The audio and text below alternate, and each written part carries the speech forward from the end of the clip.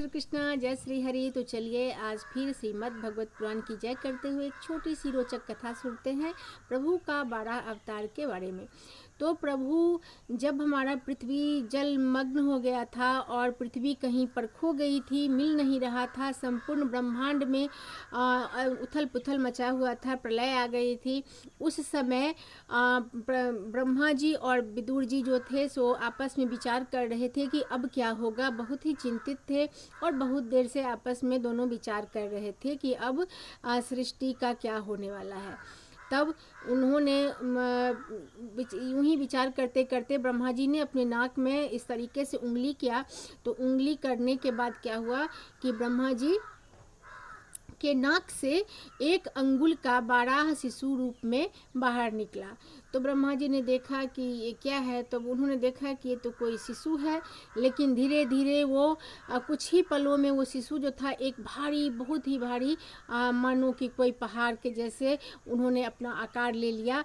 तब ब्रह्मा जी को पता चला कि ये तो 12 रूप है और ये मेरी नाक से ऐसे क्यों प्रकट हुआ। तब उन्होंने जब उनकी स्तुति की तब उन्हें पता चला कि ये तो और कोई नहीं, इतना ऐसा जो है सो इस क्षण जो हमारी विपत्ति है, इस संकट से उबारने के लिए श्री हरि नारायण ही प्रकट हुए हैं मेरे नाक से, वो भी 12 पशु के रूप में।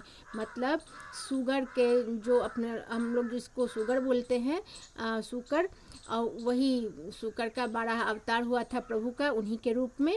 और वे बहुत ही तेजस्वी लग रहे थे, बहुत बड़े, बहुत ही उनके सारे हाथ पाँव नाखून पूँछ जितने भी थे, वो कान और उनके जो रोम थे वे सारे अनेक अस्त्र शस्त्र से सुसज्जित लग रहे थे और उनके नेत्र से सूर्य चंद्रमा के जैसे तेज निकल रहे थे। तभी ब्रह्मा जी और विदुर जी ने देखा कि प्रभु का तो प्रादुर्भाव हो चुका है।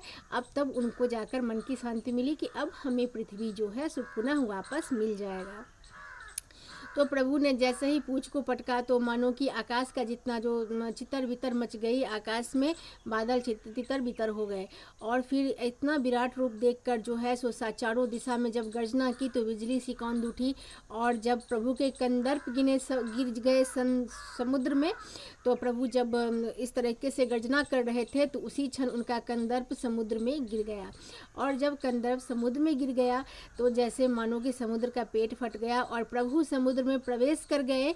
और प्रवेश करके जब उन्होंने समुद्र की समस्त जलराशियों को पार कर कर रसातल में गए, तब उन्होंने देखा कि यहाँ पे पृथ्वी पड़ी हुई है और पृथ्वी पे जितने भी जीव है, जीवात्मा है, सभी बहुत ही कौतूहल मचा हुआ है, सब बहुत संकट में है, बहुत तकलीफ में है।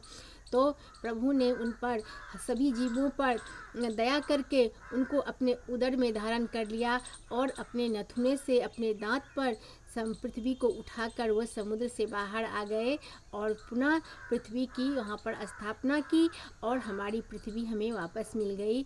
और तभी से हम प्रभु के 12 अवतार को बहुत ही मान सम्मान से पूजते हैं और उनकी कृपा हम पर बनी हुई है।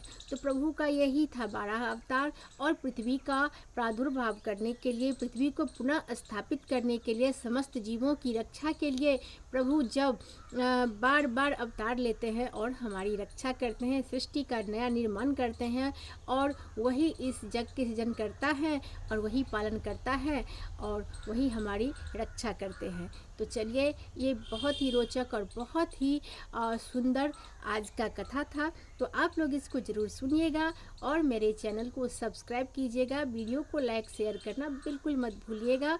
तो पूरे वीडियो को पूरा ज़रूर देखिएगा और आपको मेरा कथा कैसा लगता है तो आप कमेंट ज़रूर कीजिएगा। तो चलिए, इसी के साथ मैं विदा लेती हूँ। नमस्ते।